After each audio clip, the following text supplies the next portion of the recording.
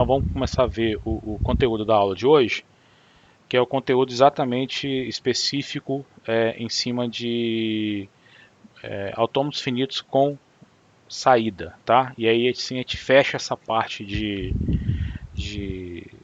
linguagens regulares, e aí no retorno do nosso intervalo lá, no interstício das nossas aulas, a gente vai retomar aí em cima de linguagens livres do contexto, tá?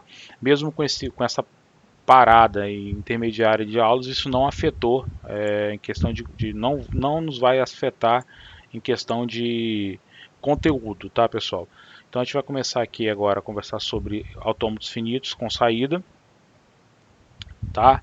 É uma é uma um conteúdo relativamente simples, bem tranquilo, não vai causar tanta dificuldades como foi exatamente autômatos com movimentos vazios ou com não determinísticos ou expressões regulares, transformação de expressão regular em autômatos com movimentos vazios e não determinísticos e determinísticos, né? O JFlap ajudou a gente bastante a entender esse processo. Então a gente vai chegar agora a trabalhar com duas máquinas, que é a máquina de Meyle e a máquina de Moore. São duas máquinas bem tranquilas de se trabalhar, mas são muito poderosas no conceito exatamente do fato de ser de processamento. Né? A ideia delas é ter capacidade de processamento e processar. Eles vão basicamente processar uma entrada e gerar uma saída. A forma como essa saída é gerada é que distingue uma máquina da outra máquina. Então, a gente vai ver a máquina de Meyle e a máquina de Moore. Né? Depois a gente vai ver que existe uma equivalência entre ambas, o que uma faz a outra faz. Eu posso simular uma e vice-versa. As duas máquinas elas não têm nenhum tipo de ganho em relação a processamento ou em relação à capacidade e velocidade. Tá? Na realidade, vai da forma como eu queira desenvolver essa solução. Tá? Esses dois exemplos aí de 5.4 e 5.5 eu vou deixar como leitura para vocês, é só exemplos mesmo. Utilizar essas máquinas com a construção hipotética aí de um analisador de hipertexto de hipermídia e de animação. Bom, basicamente essas máquinas são autômatos finitos, tá? Elas são baseadas em autômatos finitos. No entanto, ela tem uma geração de uma palavra de saída. Então a ideia dessa máquina é que gere-se uma saída. Então eu vou fazer um processamento, eu vou ter uma entrada, eu vou transicionar o meu autômato, mudando entre estados, e aí eu vou ter saídas que vão poder ser associadas às entradas do meu processamento, tá? O que vai diferir uma máquina da outra é que a máquina de Meyle vai gerar as saídas nas transições. Ou seja, durante a transição, além da máquina mudar o estado, a máquina gera uma saída. E a máquina de Moore gera a transição ao atingir um estado. Então, no momento que ela chega naquele estado, no momento que ela transiciona o estado dela, ela gera a transição dela. Ok? Então, assim, é importante a gente conseguir diferenciar os dois, tá? Porque basicamente a máquina de Meyle ela vai trabalhar com as transições e a máquina de Moore ela vai trabalhar com os estados. A saída que essas máquinas geram, elas não é uma saída que vai ser lida, então eu não posso encarar a saída como sendo uma memória auxiliar. Tá? Diferente da máquina de Turing, que eu vou poder gravar na fita também, eu vou poder ler a fita, aqui não, aqui eu não posso ler a saída, eu simplesmente vou gerar a saída, então eu não posso utilizar essa saída como sendo uma memória auxiliar para guardar informações temporárias durante o meu processamento. Tá? Eu vou poder ter um alfabeto separado, então eu vou ter um alfabeto de entrada, que nós já sabemos que os autômatos têm, e vou ter um alfabeto de saída, que pode ser o mesmo, como pode ser distinto do alfabeto de entrada, tá? Vamos ter mais uma fita associada ao autômato.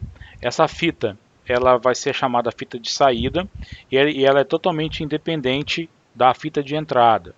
vamos ter uma cabeça também na fita de saída que vai ser responsável por mover uma célula para a direita e gravar um símbolo. Outra particularidade, eu sempre ando para a direita, tá? Eu não retroajo sobre a fita de saída. Na máquina de Turing, eu vou poder ir para frente e para trás sobre a fita. Já essas máquinas aqui não, elas sempre avançam, elas nunca retroagem sobre a fita. Bom, qual o resultado do processamento? O resultado do processamento é que minha máquina obrigatoriamente tem que atingir um estado final. Isso aqui vai ser uma condição de aceite ou rejeita, exatamente igual às condições de aceite e rejeita dos autômatos que nós vimos anteriormente em linguagens regulares, né? Um autômato ele aceita uma palavra quando ele processa totalmente a fita de entrada e se encontra em um estado final. Ele vai rejeitar a palavra se ele processar a fita de entrada totalmente e não se encontrar no estado final, ou durante o processamento da palavra na fita de entrada, ele ter uma situação em que a função de transição não seja definida para o estado atual e para o símbolo lido na fita. Então, nesse caso, ele vai rejeitar a palavra. A mesma coisa vai acontecer aqui, tá? É um autômato que vai ter um estado de saída e um conjunto de estados finais, igualzinho os autômatos que nós vimos até agora. A única diferença é que ele, além de ter o aceita e rejeita, ele vai ter uma saída. Ele vai ter uma informação que vai estar sendo armazenada numa fita, contida na fita. Bom, tanto máquina de Mealy como máquina de Moore vão ser modificações que vão ser realizadas sobre um autômato finito determinístico, tá? Podendo, inclusive, nós também utilizar movimentos não determinísticos ou movimentos vazios para se poder trabalhar com essas máquinas. Então, sendo máquinas, então eu digo como autômato finito. Aqui a gente vai ver elas trabalhando apenas com transições determinísticas, né? Sem nenhum tipo de não determinismo, sem nenhum tipo de movimento vazio. Mas é possível, uma vez que nós já vimos na unidade anterior que os autômatos finitos determinísticos, não determinísticos e com movimento vazio são equivalentes entre si e cada um pode emular ou simular um outro tipo, sem nenhum tipo de problema, tá? Bom, e aí eu tenho algumas aplicações diretas, como por exemplo aplicações mais tradicionais, a parte de análise de textos, análise léxicas, processamento de texto. Então eu tenho um input onde eu vou processando aquele input e vou gerando saída. Se a gente for olhar aqueles que partirem, conseguirem chegar lá em compiladores no semestre que vem, nós vamos ver que existe um cara interessante que é o chamado Scanner, que faz parte do analisador léxico, tá?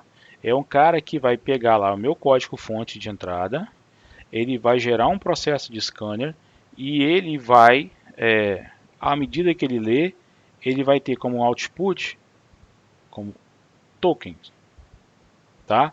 São os tokens ou lexemas desses códigos para mim. Então ele vai tentar casar as entradas do meu código fonte com tokens definidos na gramática da linguagem. E aí o analisador léxico sintático, ele vai verificar se esses tokens aparecem na ordem devida. O que a gente vai ver basicamente é que esse cara ele implementa uma máquina com saída também para isso. Aqui o autor ele traz alguns exemplos, como por exemplo utilizar aqui um analisador de hipertexto, que é basicamente a mesma coisa, pessoal. Imagine que eu tenho uma engine de renderização de HTML que vai renderizando o HTML da página e, de acordo com os comandos que ela encontra, ela começa a renderizar a saída gráfica na janela do navegador. Então, toda vez, nada mais é o que é o HTML? É uma linguagem de marcação.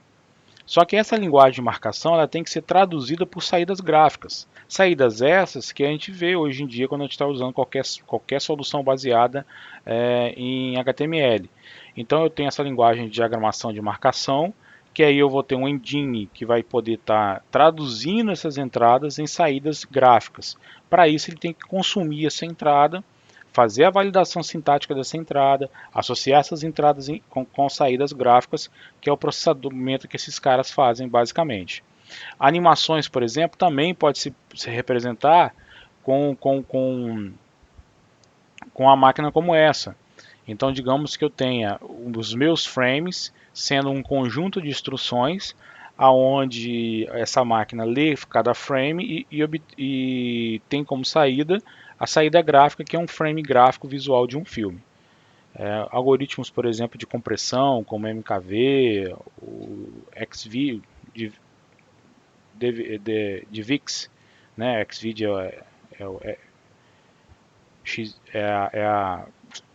o engine que os caras fizeram por reengenharia dele, mas o oficial mesmo, patenteado de VIX, ele trabalha com esse conceito, onde eu tenho um frame, o frame seguinte, na realidade, é a diferença entre os dois frames que vai sendo feito esse processamento. Só um exemplo, tá, pessoal? Então vamos lá. A máquina de e-mail, para cada transição dessa máquina, gera-se uma palavra, que inclusive pode ser a palavra vazia. Se ela gerar só a palavra vazia, na realidade ela vai ser um autômato finito normal, sem nenhum tipo de saída. Então, a ideia é que eu vou ter aqui um alfabeto de entrada. Esse alfabeto de entrada vai representar a palavra ou o conteúdo e valor que vai estar na fita de entrada. Eu vou ter o conjunto de estados desse cara, eu vou ter a função de transição, que agora passa a ter esse formato. Ela vai combinar como entrada um estado e um símbolo do alfabeto de entrada, e vai ter como saída um estado do conjunto Q e zero ou mais símbolos do alfabeto de saída, tá, pessoal? O símbolo inicial, o estado inicial, o conjunto de estados finais do autômato e aqui o alfabeto de saída, que é o alfabeto que vai ser gravado na fita de saída. Esse alfabeto de saída, ele pode inclusive ser igual ao alfabeto de entrada, tá? Nada impede que possamos fazer isso. Como é que é feita então a computação de uma palavra W por essa máquina? Então a gente vai aplicar a função programa de forma sucessiva para cada símbolo de W, da esquerda para a direita, até que ocorra uma condição de parada, tá? Eu posso ter a palavra vazia como saída? Posso. Nesse caso, nenhuma gravação é realizada e não move a cabeça na fita de saída. Então eu vou lá e eu vou ter uma transição lá onde eu vou ter o vazio como saída. Não tem nenhum problema, tá? Se todas as transições gerarem saídas vazias, o que eu vou ter na realidade é um AFD, um autômato finito determinístico nesse caso. Então, aqui, o autor aqui ele traz um exemplo de uma máquina de mailing que vai representar a dinâmica de um diálogo de menu de programa, né? De acordo com os inputs do usuário, ele vai perguntar um conjunto, vai ter uma saída de tela, ou vai tomar uma ação interna no software, ou vai tomar uma ação externa, por exemplo, gravando ou lendo uma informação no disco. Ok?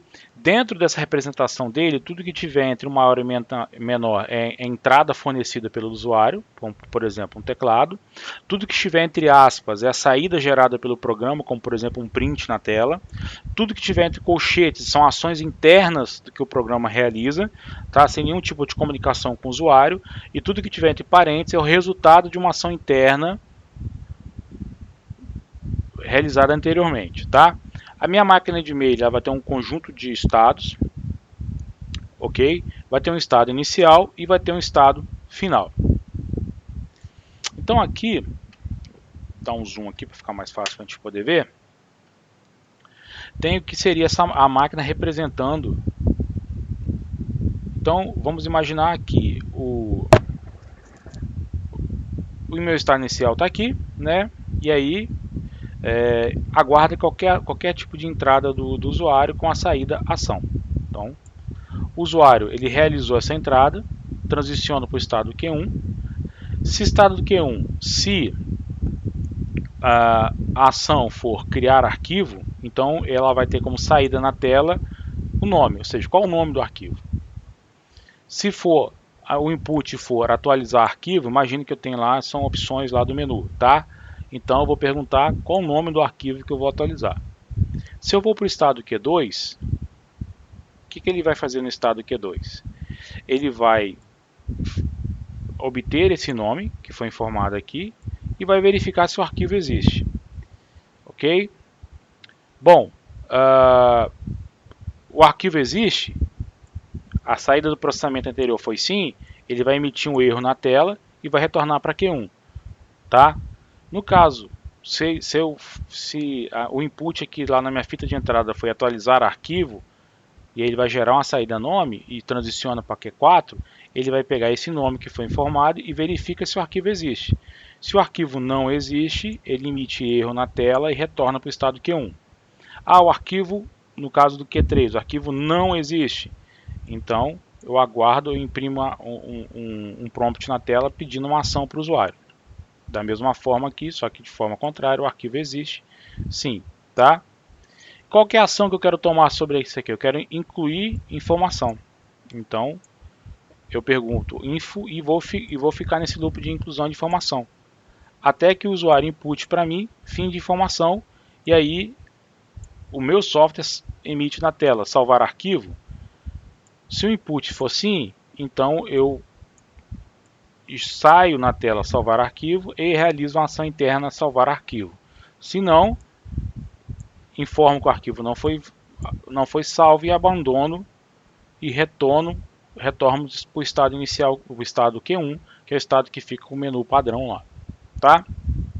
Então, a ideia aqui do autor aqui era utilizar uma estrutura como uma máquina de e-mail para representar o conjunto de opções e ações e navegabilidade, para quem já trabalha um pouco mais com o X, etc. Na realidade, isso aqui nos associa assim, muito facilmente com o diagrama de navegabilidade, né?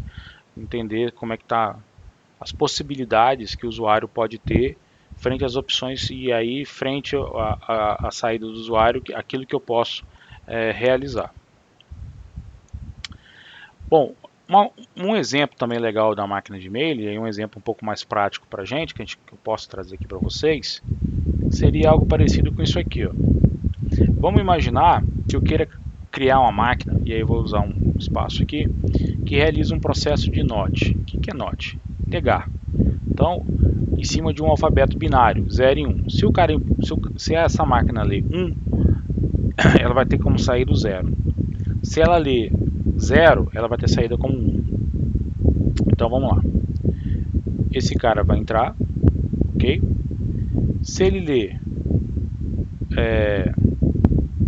0, grava 1 na saída.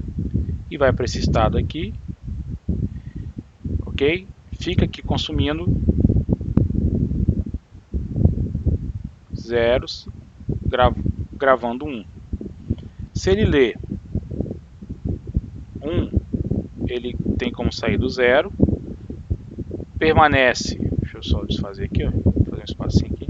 Se ele lê 1, ele tem como sair do 0, permanece aqui fazendo 1, 0. Se aqui ele lê um 0, ele grava 1 e vai para esse estado. Se ele estiver nesse estado e já bagunçou tudo, lendo 1, ele grava 0. Vamos para o JFlap, fica mais fácil do que esse cantinho aqui que ficou bem apertado para a gente poder trabalhar. Vou criar uma máquina de e-mail aqui no JFlap, Mail Machine, que eu vou simular exatamente isso aqui. Ó. Meu estado inicial. Então tá aqui. Ó. Se ele ler 0, a saída dele vai ser 1.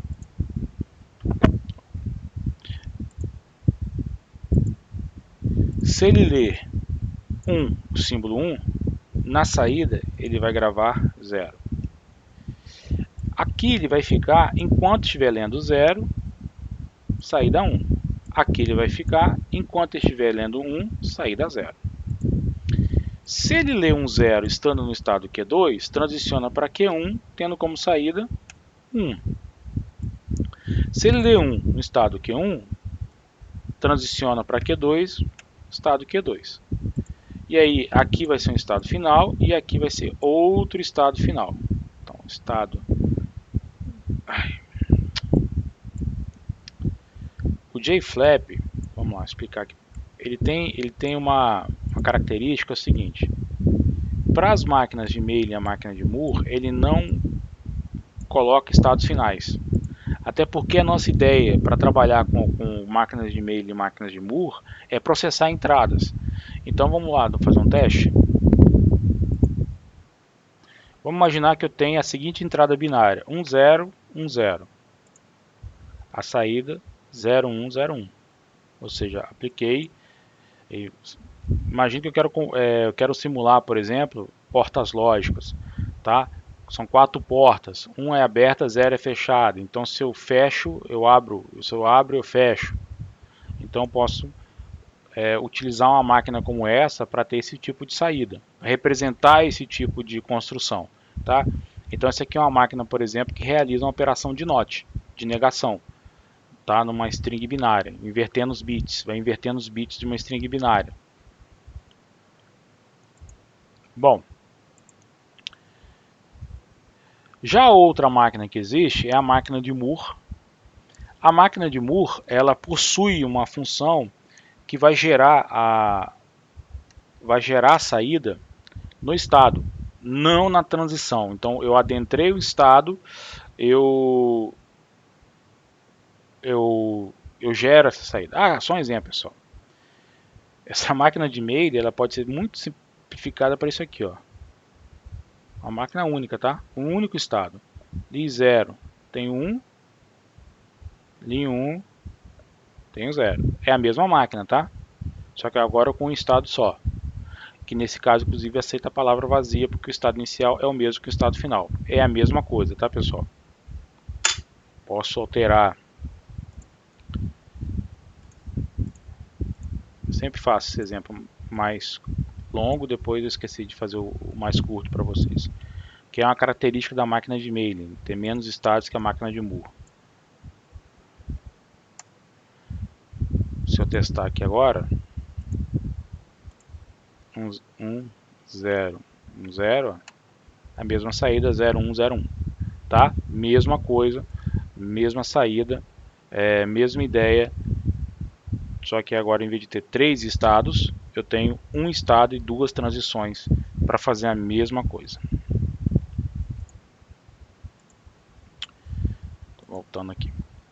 Então na máquina de Moore, o que eu vou ter é o estado, ou seja, o que eu tenho é a minha saída é o estado, e o estado, repare que aqui agora eu não tenho como saída da função transição o alfabeto de saída. O que acontece é que eu tenho uma outra função que ao atingir um estado ele gera uma saída. Ele pode gerar uma saída. Em termos de computação, vou aplicar de forma sucessiva a função programa para cada símbolo de W, da esquerda para a direita, até ocorrer uma condição de parada, tá? Juntamente com a aplicação da função de saída, ou seja, para cada estado atingido eu gero uma saída. Se eu posso gravar a saída vazia, ou seja, se nenhuma gravação é realizada, então eu movo a cabeça de fita para a saída, e se todas as transições forem vazias, eu vou ter na realidade uma FD. Tá? Alguns exemplos aí de máquina de Moore que eu posso trabalhar como analisador Lex, a gente vai fazer daqui a pouco isso aí. E só para poder fechar essa parte, pessoal, essas máquinas são equivalentes. Então, o que eu quero mostrar é que toda máquina de Moore pode ser simulada por uma máquina de Meyle para entradas não vazias. Isso a gente prova aqui na prática. Então, por exemplo, eu vou construir a mesma máquina de Meyle utilizando a máquina de Moore para fazer, por exemplo, a operação de NOT. Então eu trago o estado, repare aqui, ó, meu estado inicial, e a gente tem que tomar esse cuidado. Se o estado inicial já tiver uma saída, significa que no momento da execução do autômato eu já tenho uma saída. Se eu ler 1 e for para o estado Q1, eu tenho como saída nesse estado 0. Se eu ler 0, eu vou para o estado Q2, e ao chegar ao estado Q2 eu tenho como saída 1. Opa.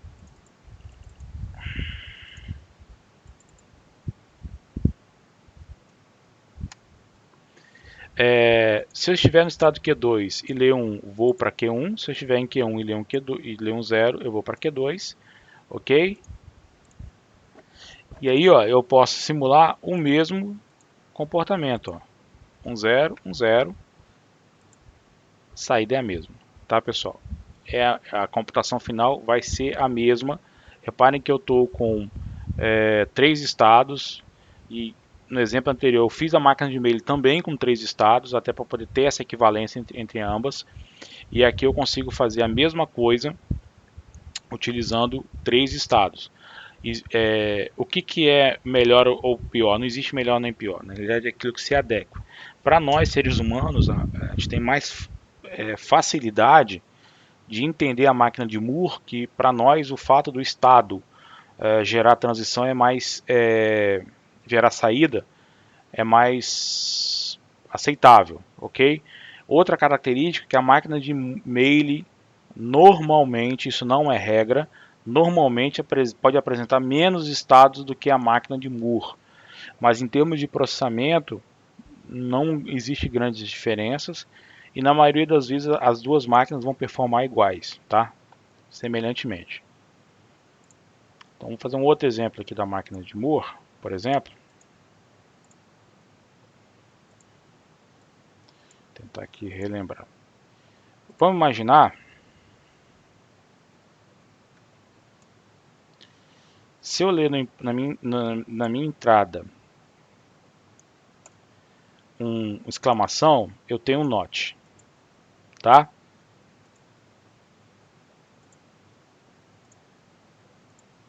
Se eu ler só um igual, eu vou para esse estado Q2. Estando em Q1, se eu ler um igual, eu vou ter um equal aqui, ó. Se eu ler, estando em Q1, eu ler um igual, eu vou ter um equal. Se eu estou em Q2 e ler um outro, eu vou ter um equal, tá? Repare então que se eu, no meu input eu tiver uma exclamação igual, eu vou ter como saída um not equal. Se eu tiver meu input só um igual, a saída vai ser vazia, que aqui eu não estou fazendo atribuição, aqui eu estou fazendo uma máquina para reconhecer operadores relacionais, tá, pessoal?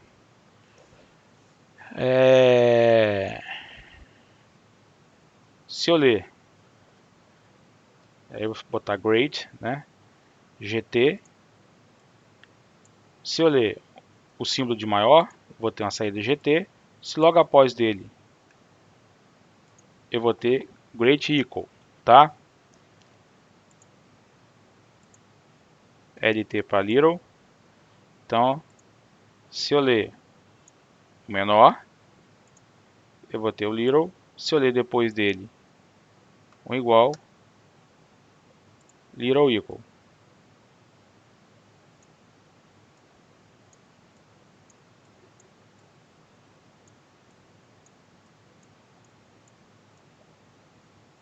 Então aqui eu tenho equal, not equal, maior, menor, maior igual, menor igual.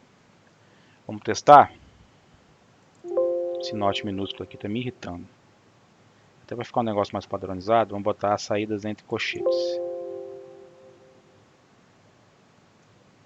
Aqui. Aqui. Aqui. Beleza. Vamos testar. Fast run. Digamos que eu coloque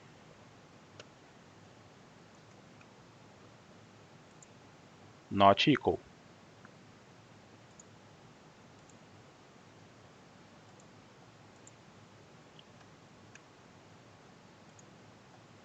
Great equal. Tá. Ok, pessoal? Então essas máquinas são máquinas que a gente vai acabar trabalhando com elas lá em compiladores, tá? A gente vai usar o Java CC para isso. Ele vai acabar construindo saídas como essa. Na realidade, vai usar um conjunto de switch cases para ter esse tipo de saída. Então, aqui de forma bem rápida, eu montei para vocês uma máquina que simula um algoritmo para poder casar entradas no meu código-fonte com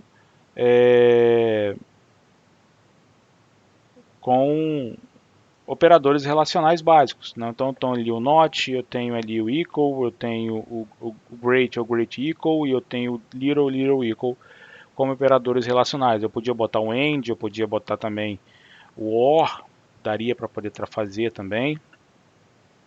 Até estender esse cara aqui, ó. Então aqui vai ser vazio, porque no caso teria que ser 2E comercial. Então se eu ler um E comercial, eu não tenho saída nenhuma, eu não entendo aquilo como saída. E se eu ler um segundo e comercial, então eu tenho um end.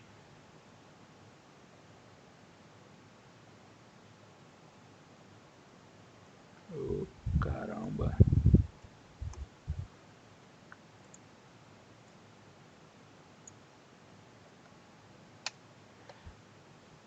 Ok? Então são exemplos aí de como ficaria essa máquina aí. Essa máquina seria executada dentro, à medida que eu estivesse consumindo a entrada ali. Lógico que a máquina vai ampliar e muito. E aqui é só um trecho dela para a gente poder trabalhar em cima desse exemplo, tá? Então, sei lá, a gente podia também aqui, ó,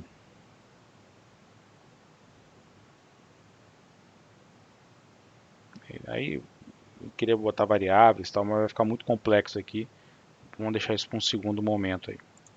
Então, pessoal, o que basicamente está aqui no material é que é possível ter essa correspondência entre máquinas de Meyle e máquinas de Moore, tá? Ou seja, se eu tenho uma construída, eu consigo construir a outra que uma simule uma a outra, vice-versa, como foi o exemplo que eu acabei de mostrar aqui. Preferi mostrar no exemplo, que fica muito mais rico para vocês poderem verem exatamente como existe esse essa relação entre esses dois tipos de máquina, seja uma máquina de Meyle, seja uma máquina de Moore, tá? São máquinas interessantes para a gente poder realmente começar a construir esses analisadores léxicos, sintáticos, principalmente léxicos, onde eu vou reconhecer as estruturas formais ali da minha linguagem.